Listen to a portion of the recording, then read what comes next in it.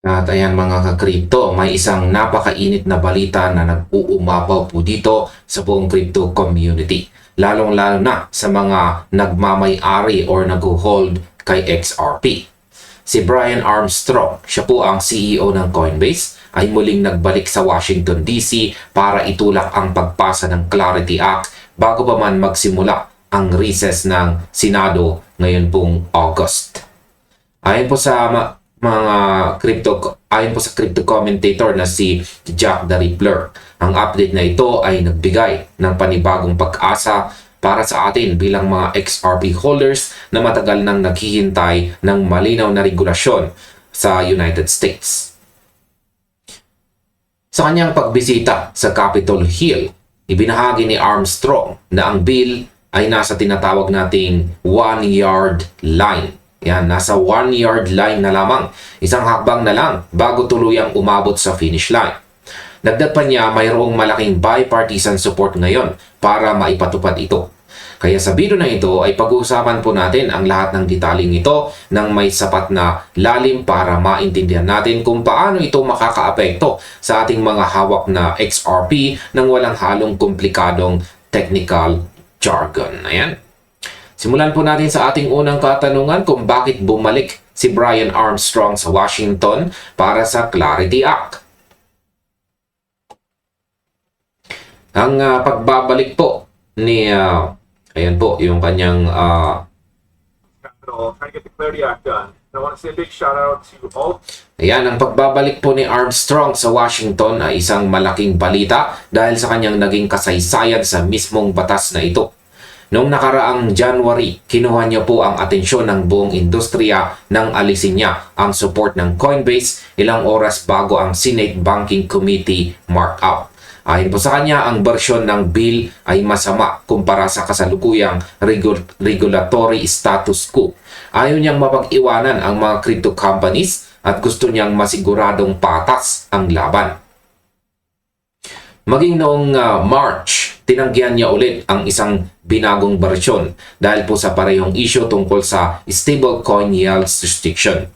Dahil po sa hakbang na ito ng Coinbase, nagkaroon ng hiwalay na pananaw sa loob ng industriya at napilitan ang Senate Banking Committee na i-delay ang kanilang scheduled vote. Pero ang lahat ng ito ay nagbago noong buwan po ng April at saka May dahil po sa isang stablecoin yield compromise na pinangunahan ni na Senators Tom Tillis at Angela Also Brooks. Ang Coinbase ay buong pusong bumalik para suportahan ang Clarity Act. At ngayon, ito po ang aking opinion dyan. Ang ginawang pagbago po ng isip ni Brian Armstrong dito ay nagpapakita ng isang matalinong strategic negotiation. Hindi po siya basta-basta pumayag sa gusto ng gobyerno noon dahil alam niyang maapektuhan ang kinabukasan ng buong sektor. Nang makipagkasundo po sila sa mga senador ukol sa stablecoin yield, doon na nabuo ang tunay na suporta.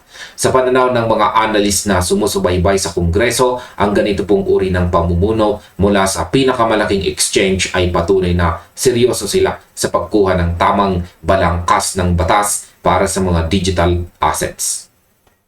Ngayon ay nasan na nga ba ang status ng Clarity Act ngayon pong buwan ng July 2026? Para sa mga nagtatanong kung nasaan na ang bill sa kasalukuyan, maganda ang naging takbo nito pagkatapos ng mga negosasyon.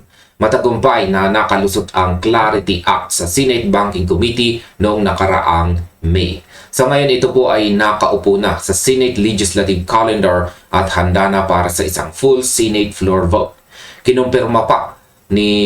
Kinumpirma pa mismo ni Senate Majority Leader John Thune. Ayan. Ayan, kinumpirma po niya na dadalhin niya ito sa floor bago po ang August 8 recess. Kahit pa kailanganin nilang pagbotohan ito agad para malaman kung may sapat na bilang para pumasa. Gayunpaman, mayroon na ring malaking hamon sa bilang. Sa kasalukuyan, ang bill ay meron pong 51 confirmed o kaya ay likely yes votes. At ang problema po ay kailangan nila ng 60 votes para tuluyang makapasa sa Senado. Ang suporta mula sa partido ng Republicans ay halos buo na at walang problema. Pero ang kailangan pa rin nila ay hindi po bababa sa 9 na votes mula sa mga Democratic sa loob ng pool ng 33 uncommitted senators para maabot po ang magic number na 60. Sa aking opinyon, ang pagpupursige po ni Senate Leader John Thune na dalhin ito sa floor kahit kulang pa sa 60 votes ay isang high-stakes political gamble. Gusto niyang pilitin ang bawat senador na ilabas ang kanilang boto sa publiko bago pa man magsimula ang break. Para sa mga XRP holders, napakahalaga ng hakbang na ito dahil pinapakita nito na ang issue tungkol po sa crypto ay hindi na basta-basta binabaliwala ng gobyerno. Ang natitirang 9 votes mula sa Democratic ang magiging pinakamahalagang susi sa mga susunod na araw. Ngayon ay bakit naman napakahalaga ng midterm elections sa pagpasa ng batas na ito? Isa po sa mga binigyang diin ni Brian Armstrong sa kanyang update ay ang nalalapit na eleksyon. Ayon sa kanya ay we're just 100 days out from the midterm, na nagpapakita kung gaano kaiksi ang oras para sa mga mambabatas na kumilos. Ang mga analis sa politika ay paulit-ulit na sinasabi na ang panahong ito bago po ang August 8 recess ang huling makatotohanang pagkakataon para maipasa ang batas ngayong taon. Kapag hindi po ito naipasa bago ang petsang ito, ang kalendaryo ng legislature ay mapupunta na sa matinding kampanya para sa midterm election sa November. At kung magbabago po ang komposisyon ng Senado pagkatapos ng eleksyon, baka maging mas mahirap na itulak ang mga paborableng batas para sa kripto. Halimbawa na lamang kay Senator Cynthia Lummis na nagbabala na ang pagkaantala ng ganitong oportunidad ay baka umabot pa ng hanggang taong 2030 bago muling seryosohin. Sa aking opinyon, masasabi kong sang-ayon ako sa punto na ang oras ang ating pinakamalaking kalaban ngayon. Kung lumagpas po tayo sa August 8 deadline na walang napapasang Clarity Act, ang buong usapin ay matatabunan na ng mga ingay sa politika dahil po sa darating na midterm elections. Para sa mga nasa industriya, ang eleksyon ay parehong banta at pagkakataon. Ayaw ng mga politiko na magkaroon ng galit ang milyong-milyong botante na nagmamay-ari ng kripto bago ang eleksyon. Kaya naman ang panahong ito ang pinakamainam na pagkakataon para pilitin silang bumoto pabor sa ating industriya.